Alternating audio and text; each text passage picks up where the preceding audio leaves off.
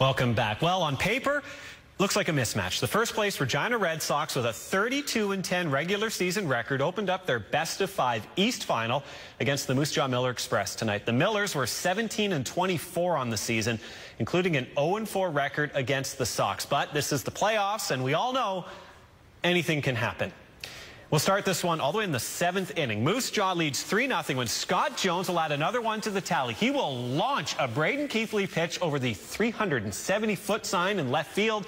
That dinger makes it 4-0 for the Millers. Sox get back in it, though. Bottom 7, bases loaded, and Brian Kennard will walk Josh Young. That allows Andrew Kappel, here he comes, to score. 4-1 game at that point. Now, after walking in another one, Randy Ramirez will ground into what should be a double play, but the ball gets away from the first baseman, and 2 runs would end up scoring. It's a whole new ball game. We're all tied at 4. Sox, well, they're playing some nice D in the 8th. John Carter will pop out to Sean Wileyman, who will double up the runner on first.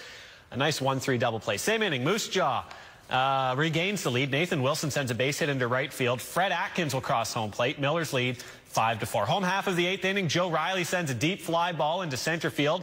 That is more than deep enough to score Tony Crudo from third base. And we're all tied up. Let's go to bottom 9. Tony Crudo at the plate. This guy has been clutch all season long. He comes through again. His opposite field hit will bring home Mitch McDonald, and the bench will clear as the celebration is on. The Sox win 6-5. The Red Sox take a 1-0 lead with the 6-5 win. Local pitcher Sean Wileyman earning the win in 2 innings of relief for the Sox.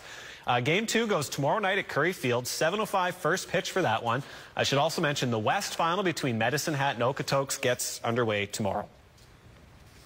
Good evening, everyone. With the Pats and Warriors rivalry needing a bit of a spark, perhaps the new battle is baseball. For the 2nd straight year, the Regina RedSox and Moose Jaw Miller Express are facing off for the WMBL's East Division title. And while the Sox swept the season series, the Miller Express, like Moose Jaw's motto, can be surprisingly unexpected. To game 1, started as a pitcher's duel. Braden Keithley sits down Austin Russell and then feeds Fred Atkins a steady diet of K's. While Moose Jaw's Brian Kennard, he wasn't going to be outdone. Jason Vena goes down swinging. Chris Untermeyer, well, thanks for playing. Well, it stayed scoreless until the top of 5. Leadoff Gator rips a deep shot to left. Jeff McDonald back at the wall, keeps it in the park, but can't make the catch. A pair of runs come into counts, and Moose Jaw scores another one. It led 3-0 at the end of the middle of 5th. Then top of 7, Scott Jones keeps the Express rolling. A rocket to left. McDonald doesn't get a glove on it this time. Make it 4-zip. But bottom 7, Moose Jaw throws it away. Brian Kennard, the walk with the bases loaded. This would make it 4-2. The next batter, Randy Ramirez, hits in what should be an inning-ending double play, but it's botched. A pair of runs score, and it's a tie ball game. Top of 8, 2 out for Nathan Wilson. Some magic for Moose Jaw, though. Slices a single to right. Fred Atkins scores. He loves it, and it's 5-4. But again, the Sox respond. Joe Riley puts it to center. Looks like an out, possibly. It is. Deep enough, though, to score Tony Crudo on a sac fly. We're tied again. Looks like extra innings in the 9th with 2 out. Mitch McDonald, though, the center. Atkins can't make the catch. That's a triple for Big Mac. So cue Tony Crudo. The opposite field finish just past the right fielder. Regina wins a thriller in Game 1, 6-5. Game 2 goes tomorrow night at Curry Field. Buy a seat, although you'll just need the edge of it. All right, Little League National. We'll go to baseball now. Last night, the Regina RedSox took a 1-0 lead in the East Division Finals against Moose Jaw in dramatic fashion, coming back from 4 down and winning with a walk-off 2-out single. That would prove to be another wild one this evening at Curry Field in Game 2. We'll start in the top of 5. Jess Cooper at the dish. He bloops one to shallow center. Jason Venas throws off at second place, and a Moose Jaw run would come around to score on the air, tying things at 1 apiece. Bottom 5, Josh Young slices a single to right on the play. Jeff McDonald rounding third. He's going for home. He crosses the plate, giving the Red Sox a 2-1 lead. Still in the 5th inning, a weird play. Okay, here's the bunt. Josh Young will get caught in a rundown from third. Now, he would eventually get tagged out after all the tomfoolery here. As he's walking back to the dugout, Jason Vena takes the opportunity to steal home. He's safe. The Sox are up 3-1. Pay attention. You got to pay attention on those plays. We'll go to the 6th inning now. Scott Jones with a shot to right field. Nathan Wilson will come around to score to pull the Miller Express to within one.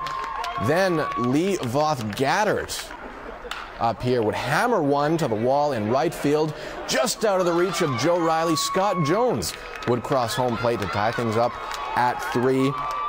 This one would take a long time to finish. We'll go all the way to the bottom of 13 innings, tied at 3. Jeff McDonald at the dish, and he smacks it out to right field. Is it deep enough for Tony Crudo to tag and score from third? Yes, it is. Tony Crudo scores from third. It took 13 innings, but the Red Sox take Game 2 by a 4-3 score. They lead the series 2-0. Game 3, Saturday night. That's tomorrow in Moose Jaw. A little baseball, the East Division final scene, switching to Moose Jaw. Last night, the Red Sox and the Miller Express slugged it out in a 13-inning thriller, with Regina pulling out the win and to take a 2-0 series lead. How would they follow up that performance this evening? Let's take a look. We'll pick it up at 2-1 Sox in the bottom of 7, where the bases are loaded for Joe Riley. A chopper to short. John Cotter can't handle it. Tony Crudo scores from third to make it 3-1. Next batter, Josh Young. A hard grounder Cotter's way. It gets by him, allowing Chris Unerider to plate 4-1 Sox. But hang on a second. Bottom 8, Ben Douglas with a shot up the middle. Freddie Atkins charging hard around third base. He dodges the tag, whoop, and a little bump for the ump. It's okay. He's safe. 4-2. Same inning, Sean Williman in a bases-loaded jam, and he walks Austin Russell. Brian Kennard scores. We've got a ball game, but the comeback magic runs out in the 9th. Williman gets Cotter to ground out to second for the final out of the ball game. Red Sox hang on and celebrate the 4-3 win, taking a 3-0 stranglehold in the series. Game 4 goes tomorrow night in the Jaw.